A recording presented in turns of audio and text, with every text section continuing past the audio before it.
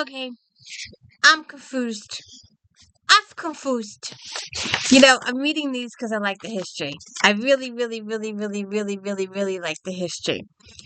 And so we got a little romance. And so we have a tremendous amount of adult situations here, but that's okay. So, anyways, welcome to the D. Louise book series. I'm Christina Carras, This is where I read books, talk about books, no special effects, no theme music, no fancy stuff going on here. And this is a little bit down old time lane. These are good books. They're well written. If you're in your early 20s, 30-ish, and you're looking for hot, steamy stuff, naked guy on the cover. Alright, and hit the like and subscribe, will you, please? So, anyways, we got our 10 books. There's 14 books. There's a ebook for 7.5 and an ebook for 11.5.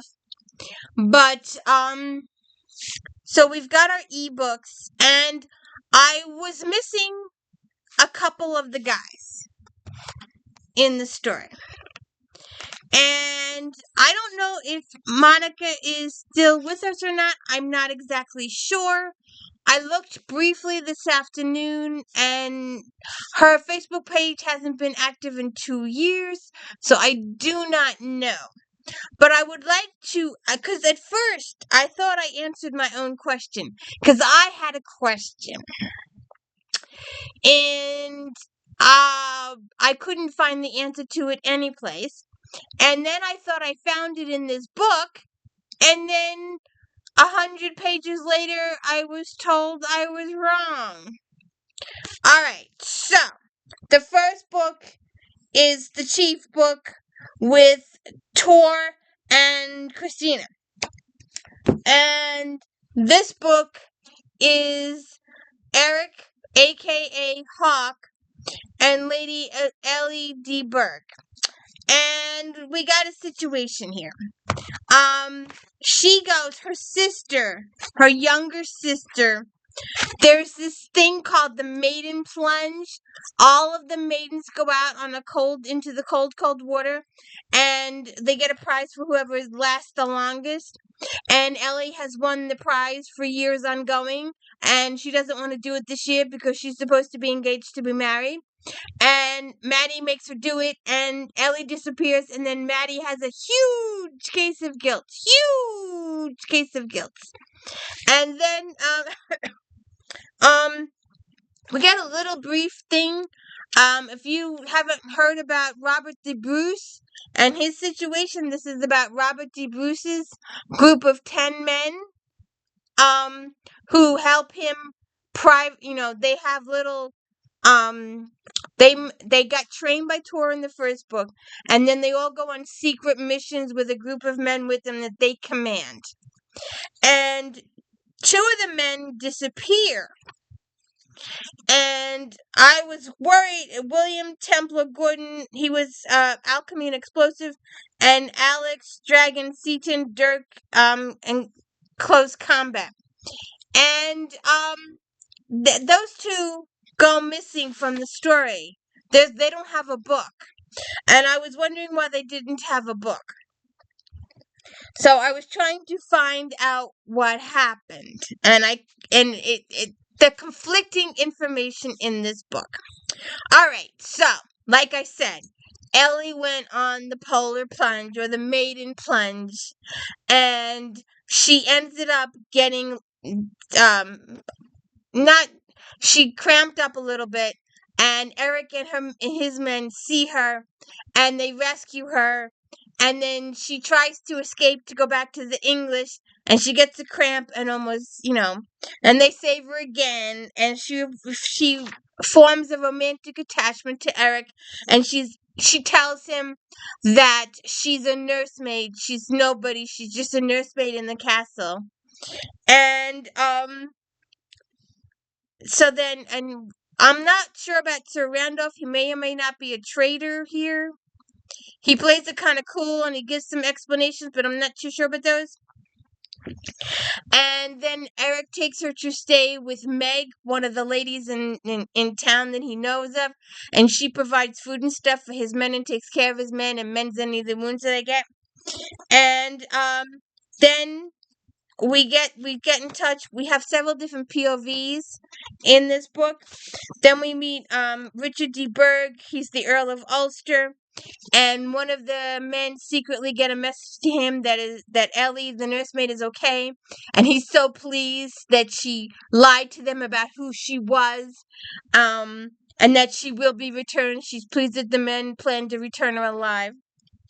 And Maddie has some episodes of guilt, and so then my conflicting information is in chapter 9. I wish I'd written down the exact page.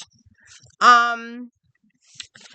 see, this is the information that they get, and I was quite confused. I also like the author's note. So Robert D. Bruce is meeting with his men, and he's once large retinue of knights. Only Neil Campbell, James Douglas, Robert Hayes, James Stewart, and his brother Edward were still aside.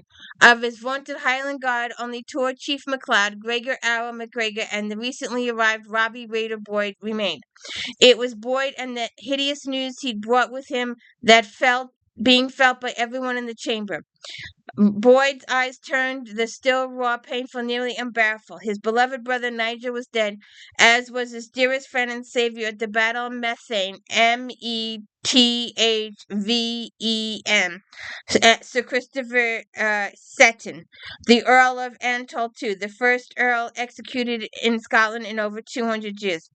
Seton had been betrayed by McNabb at Loch Doon, where he'd taken refuge after the battle. Not long after Bruce had fled Scotland, Nigel and the Earl had been beheaded in Berwick, having been captured at Kildrummy Castle with Boyd, who managed to escape and bring them the horrible news.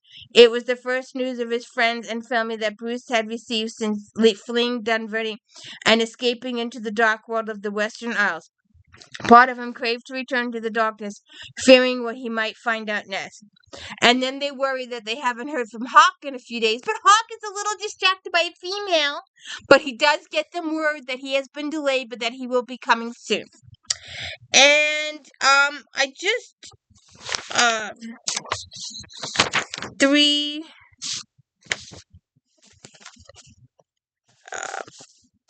I didn't type it. I thought hold on a sec. Okay, so I'm going to skip ahead just for a second here to talk about why I was so confused.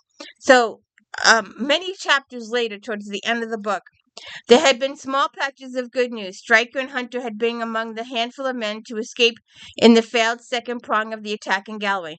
On a 2-day mission, the remaining members of the Highland Guard, including Alex Dragon Seton, who'd found them shortly after Turnberry, had slipped into the slightly defended Ucott Castle and rescued Magnus St. Mackay and William Templar Gordon after months of imprisonment. Then, about a week later, with the help of Gordon's magic powder, they'd freed Dumnall and the rest of Eric's men for ire. So I'm confused as if these men, they were dead in the beginning book, but they're alive at the end of the book. And I want to know why they didn't get a book of their own, and I can't reach the author to ask him. So maybe in future books, maybe in one of these, we'll get another answer to what happened to those guys. But we don't know what happened to them yet, because in the beginning of the book, they're deceased, and in the future book, in the future pages, they're alive. So I'm a little confused there. So then we plan another raid, and we have some success, and Eric, aka Hawk, gets caught up with her, and he has lots of romantic moments with her, and they go on a little tryst thing, and while he's away, all of his men's boats get burned or whatever, and his men get taken, and he ends up returning Ellie to the proper peeps, and months go by. It's like it leaps, and she ends up warning them about an ambush coming So they are able to turn the tide on the English who are coming to ambush them, and they have a little bit of a victory. But so, and then she finally confesses to Hawk who she is and all that kind of stuff at the end. But I love the info at the end of the book. I just as I mentioned in the author's notes for the chief, in one of those cool, serpentitious moments while researching my special ops and kilts idea, I found a stray mention of a warband of Islemen appointed by Angus Og MacDonald to protect Robert the Bruce on his return to Scotland after taking refuge in the Isles. The character of Eric McSorley is based on Dom Now, although that Dom Now was a separate character in this book. DOMNALL. Donald of the Isles, a son of Alistair Moore MacDonald and cousin to Angus Orr, who is said to have been the leader of the warband.